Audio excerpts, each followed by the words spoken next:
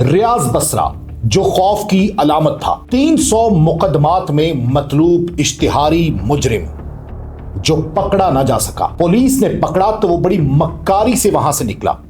وہ ریاض بصرہ کہ جس کے خوف سے نواز شریف کھلی کچہری لگانا چھوڑ گئے، کیونکہ بھیس بدل کر وہ نواز شریف کی کھلی کچہری میں پہنچ چکا تھا۔ ریاض بصرہ جو اپنے 10 ہم شکل لے کر اپنے ساتھ چلتا تھا کہ کسی کو معلوم نہیں تھا کہ اصل ریاض بصرہ کون ہے۔ ناظرین، ریاض بصرہ ایک ایسا نام کہ جس کے خوف سے بہت سے لوگ کانپتے تھے۔ وہ ریاض بصرہ کہ جس نے 300 لوگوں کو قتل کیا، اس پر متعدد مقدمات درج ہوئے۔ خبر ملتی ہے کہ میلسی کے نواحی گاؤں میں چودھری فدا کر گھر پر حملہ کیا گیا ہے۔ پولیس اور اسپیشل ٹیمیں وہاں پر پہنچتی ہیں۔ پولیس مقابلہ ہوتا ہے، 2 طرفہ فائرنگ میں ریاض بصرہ مارا جاتا ہے۔ یہ خبر سامنے آتی ہے اور اس کے ساتھ ساتھ یہ بھی بتایا جاتا ہے کہ حمزہ بٹ نامی شخص بھی قتل کر دیا گیا، اور یہ بھی خبر آتی ہے کہ D S P Tariq Kamboh کے قتل میں ملوث شکیل حمزہ بھی قتل ہو گیا۔ لیکن اصل میں یہ ریاض بصرہ نہیں مارا گیا تھا، بلکہ ریاض بصرہ کا ایک ہم شکل تھا جو ریاض بصرہ سمجھ رہے تھے۔ ریاض بصرہ کی بیوی نے وہاں پر پہنچ کر بتایا کہ یہ ریاض بصرہ نہیں ہے، یہ اس کا ہم شکل ہے۔ ریاض بصرہ ایک معمولی کاشتکار کا بیٹا تھا۔ ریاض بصرہ 1986 میں سپاہ صحابہ میں شامل ہوا۔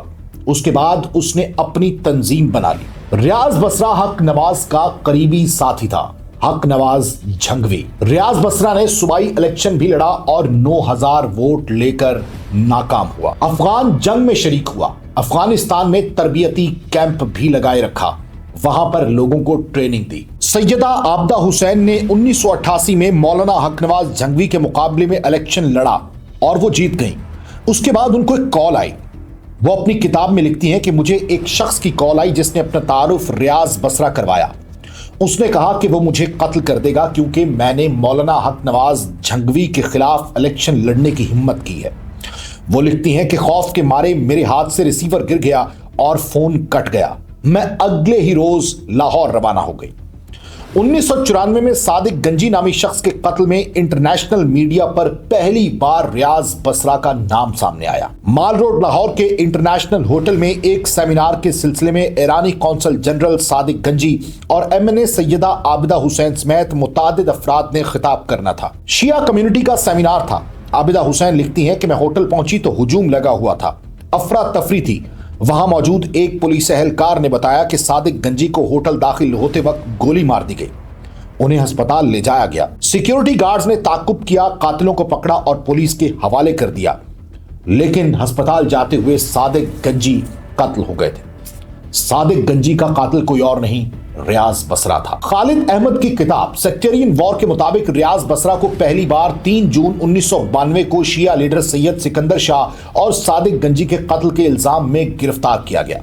دوران تفتیش جب ریاض بصرہ سے پوچھا گیا کہ اسے صادق گنجی اور سکندر شاہ کو قتل کرنے پر کوئی پچھتاوا ہے تو اس نے کہا کہ بس ایک پچھتاوا ہے کہ وہ 2 شیعہ کافروں صادق گنجی اور سیدہ عابدہ حسین کو قتل کرنے گیا تھا، لیکن عابدہ حسین بچ گئی۔ اسی کیس میں ریاض بصرہ کو 30 اپریل 1994 کو مال روڈ پر واقع انسداد دہشت گردی کی خصوصی عدالت لایا جاتا ہے۔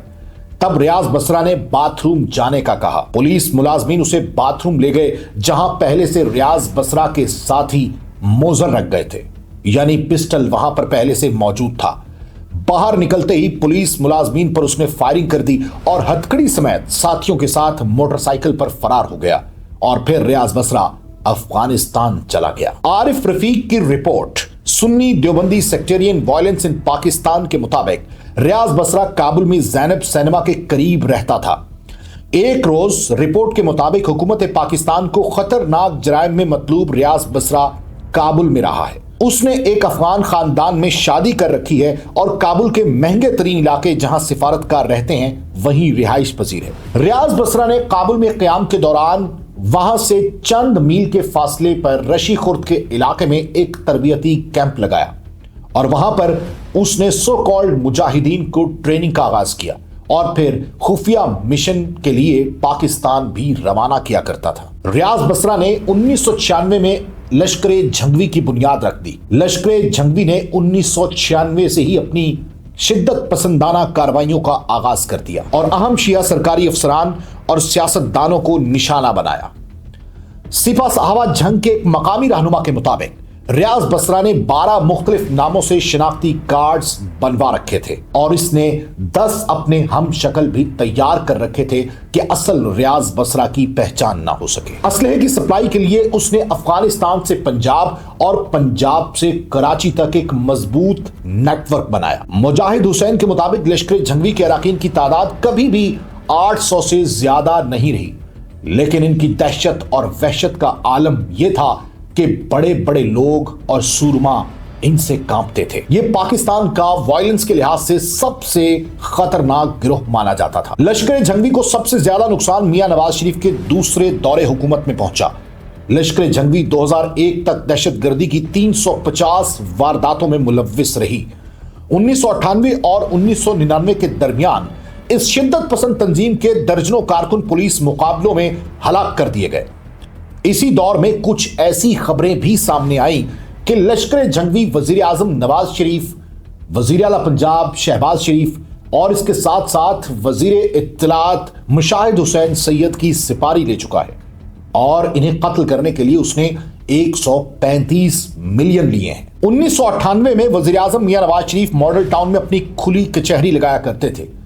एक मर्तबा रियाज बसरा भेस बदलकर मियां मोहम्मद नवाज शरीफ की खुली कचहरी में गया, उनसे बाकायदा हाथ मिलाया और अतियात वसूल किए और फिर साथ साथ तस्वीर भी बनवा ली। इसी रियाज बसरा ने वही तस्वीर एक पार्सल के जरिए शाम को नवाज शरीफ को भेजी और इसके साथ साथ एक वार्निंग भी दी। रियाज बसरा ने वार्निंग में लिखा कि अगर इन नाजायज और जाली मुकाबलों में लश्कर झंगवी के अरकान को मारने का, हलाक करने का सिलसिला ना रोका गया तो फिर आपको भी खुदकुश बम धमाके के जरिए उड़ा दिया जाएगा।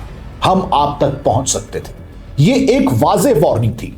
इसके बाद मियां मोहम्मद नवाज शरीफ ने खुली कचहरी लगाना बंद कर दी। लश्कर झंगवी धमकियों तक महदूद न रही, बल्कि 2 जनवरी 1999 को नवाज शरीफ के कॉन्वॉय पर धमाके से अटैक किया गया।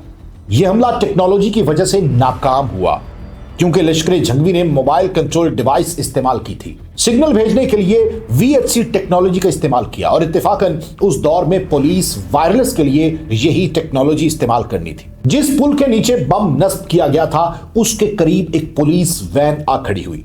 जैसे ही पुलिस वैन वहां पर पहुंची उसे एक वायरलेस आई। जैसे ही वायरलेस आती है तो VHC टेक्नोलॉजी उसी वक्त बम डेटोनेटर्स कनेक्ट कर लेता है और वो ब्लास्ट हो जाता है।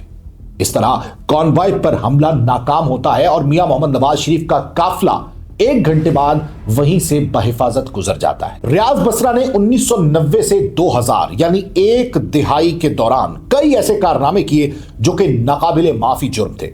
रियाज बसरा ने पाकिस्तान के साबिक वजीर दाखिला जनरल रिटायर्ड मोइनुद्दीन हैदर के भाई को कराची में कत्ल किया।